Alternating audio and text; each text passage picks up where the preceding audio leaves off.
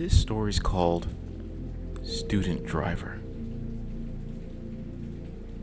In the quiet, rural town of Millwood, where long, winding roads stretch between dense forest, lived a curious teenage girl named Emma. She had just turned 16, and like most teenagers, she couldn't wait to learn how to drive. Her father, a skilled mechanic, had a gift waiting for her. A beautifully restored vintage car from the 1950s. The car, a sleek, midnight blue beauty, had a mysterious aura around it. Its chrome details gleamed in the sunlight, and its leather seats exuded a faint scent of nostalgia. Emma's excitement was palpable as her father handed her the keys. "Remember, Emma," her father said with a hint of concern, "this car has history. It belonged to your grandfather, and some say it's cursed. But I've taken care of it. Just be cautious." With a determined nod, Emma climbed into the driver's seat. As she started the engine, the car roared to life with a deep, throaty purr. Her heart raced with anticipation as she navigated the winding roads. On her first solo drive, Emma felt exhilarated. The wind ruffled her hair, and the car's engine hummed like a soothing melody. But as she drove deeper into the forest, a strange sensation washed over her. The woods seemed to close in around her, the trees whispering secrets she couldn't decipher. Emma pushed aside her unease and continued down the road, her grip on the steering wheel tightening. The car's headlights cast eerie shadows amongst the trees, and the air grew thick with tension. It was then she noticed the faint reflection of a young girl in the rearview mirror. Startled, Emma swerved the car to a stop and turned to look behind her, but there was no one there. She shivered, convinced it was a trick of her imagination. She resumed her drive, but the feeling of being watched lingered. The forest grew darker as the sun dipped below the horizon. Emma's headlights cut through the gloom as she pressed on. Suddenly, the car's radio cracked to life, emitting a static that sent a shiver down her spine.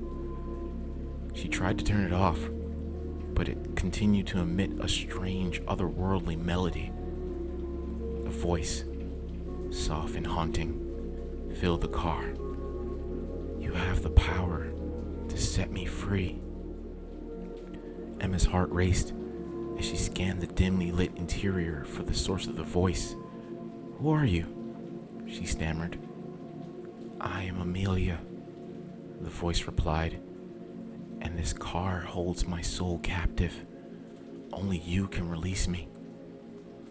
Emma's hands trembled on the steering wheel as she tried to make sense of the impossible. "How do I release you?" Amelia's voice grew more urgent. "You must drive up to the old bridge deep in the forest. There, you'll find a forgotten grave. Lay a single white rose upon it, and only then will my spirit be set free." Fear and curiosity warred within Emma as she contemplated Amelia's words. Against her better judgment, she followed the mysterious instructions, navigating deeper into the heart of the forest.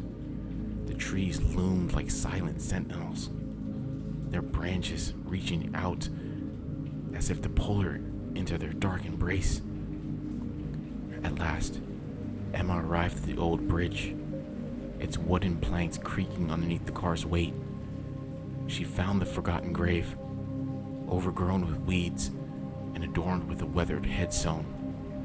With trembling hands, she placed a single white rose upon it. As the rose touched the grave, a blinding light enveloped the forest. The car's engine roared with an otherworldly power, and Emma felt a rush of cold wind whip through the car. In the rearview mirror, she saw Amelia's reflection one last time, her spectral form smiling with gratitude before dissipating into the night. The car car's engine fell silent, and the radio returned to its usual static. Emma sat in stunned silence, her heart pounding. The curse had been broken, but she couldn't shake the feeling that Amelia's presence could forever linger in the car. Emma drove back home in the darkness, her once beloved vintage car now a vessel of eerie memories. She knew she had freed Amelia's spirit, but at what cost?